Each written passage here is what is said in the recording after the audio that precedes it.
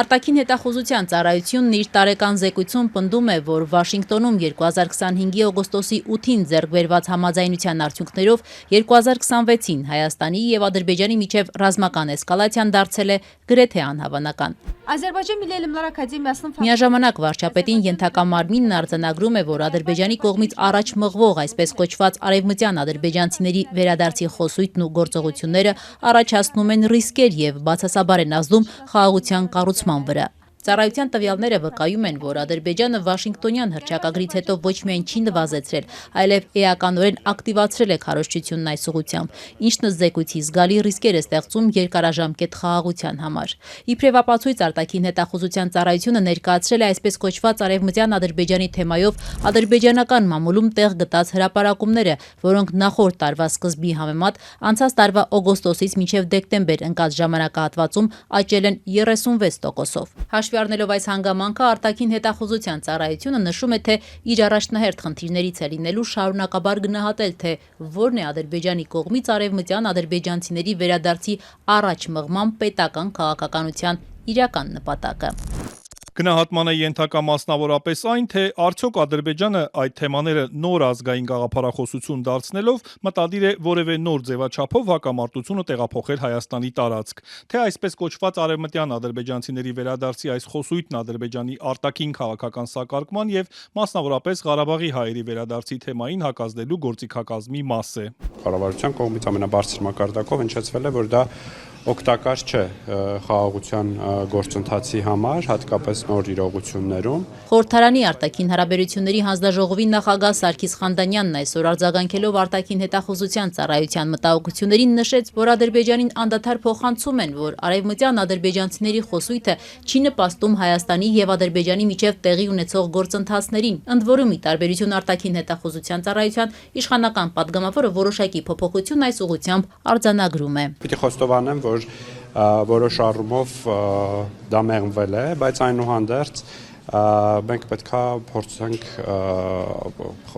խաղաղության գործընթացին համապատասխանեցնել նաև խոսույթը, խաղաղության խոսույթը։ Արդյոք Հայաստանի իշխանությունն այս փուլում չի քննարկում ադրբեջանցիների վերադարձի հարցը։ Չէ, այդ խոսակցությունը որևէ փուլում էլ Հայաստանի իշխանությունները չի քննարկի, ընդհանրապես, հատկապես այնպիսի շեշտադրումներով, ինչպես խոսել է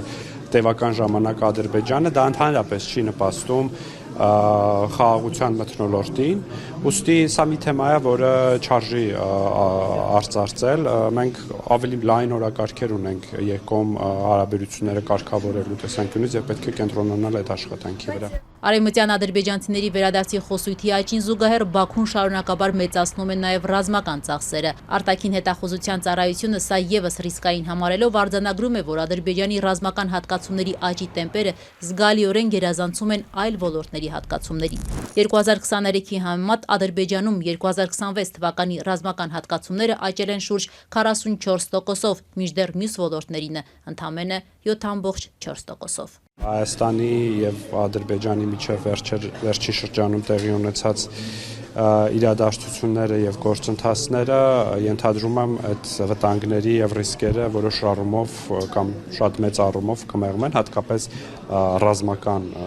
բաղադրիչի հետ կապված, հաշվի առնելով, որ Հայաստանն ու Ադրբեջանը նախաստորագրել են խաղաղության համաձայնագիրը, սկսել են որոշակի առևտրաշրջանառություն եւ այլն, այս առումով ինձ թվում է, որ 2026 թվականի զեկույցը արդեն որոշ առումով այլ տեսք ունենա։ Արտաքին հետախուզության ծառայությունը 2026-ի տարեկան զեկույցում նաև անդրադառնում է հայ-ադրբեջանական սահմանազատմանը, կանխատեսելով նոր առաջընթաց այս գործընթացում, ինչպես նաև երկկողմ առևտրատնտեսական նախաձեռնությունների, հասարակությունների երկխոսության, հումանիտար եւ այլ հարցերում։ Բաքվի բանտերում պահվող 19 հայ գերիների մասին զեկույցում սակայն որևէ հիշատակում չկա։